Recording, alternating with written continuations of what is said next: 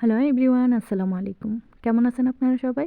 আশা করি যে যেখান থেকে ভিডিওটি দেখছেন, কাছে অথবা দূরে, দেশ অথবা দেশের বাহির থেকে, আল্লাহর রহমতে সবাই ভালো আছেন। প্রতিদিনের মতো আজও চলে আসলাম ছোট্ট একটি ব্লগ ভিডিও নিয়ে আপনাদের মাঝে। আশা করি ভিডিওটি ভালো লাগবে, আর সবার কাছে একটাই অনুরোধ থাকবে, পুরোটা ভিডিও দেখার চেষ্টা করবেন।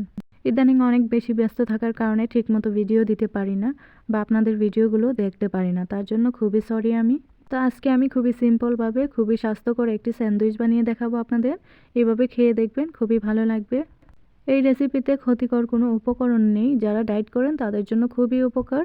স্যান্ডউইচটা বানাতে হলে আপনার লাগবে হচ্ছে সেদ্ধ ডিম। আমি আমার পরিমাণ মতো 4টা ডিম সেদ্ধ করে নিয়েছি, আর একটা বড় সাইজের শসাকে আমি ছিলে কুচি করে নিয়েছি, আর সাথে দিয়ে দিয়েছি আমি বাগদুনাস, আরবিতে বাগদুনাস বলে, আর আপনারা চাইলে ধনিয়া পাতাও দিতে পারেন। তারপর এভাবে ব্রেডের ভেতর দিয়ে টুইস্টারে দিয়ে গরম করে নিলে হয়ে যাবে স্যান্ডউইচটা। খুবই অল্প সময়ে অল্প কয়টা উপকরণ দিয়ে এত মজার, সুস্বাদু, স্বাস্থ্যকর একটা স্যান্ডউইচ বানিয়ে ফেললাম। তো আমরা দুজন খাবো, তার জন্য 4 পিস বানিয়ে নিয়েছি। এটা কিন্তু একটা খেলেই পেট ভরে যায়, তারপরেও আমি 2টা করে বানিয়ে নিয়েছি। আপনারা চাইলে বাসায় বানিয়ে ট্রাই করতে পারেন। তো এই ছিল আমার আজকের ভিডিওটি কেমন লাগলো অবশ্যই কমেন্ট করে জানাবেন। আজকের মতো আপনাদের কাছ থেকে বিদায় নিতে হবে, দেখা হবে নেক্সট ভিডিওতে। ততক্ষণ পর্যন্ত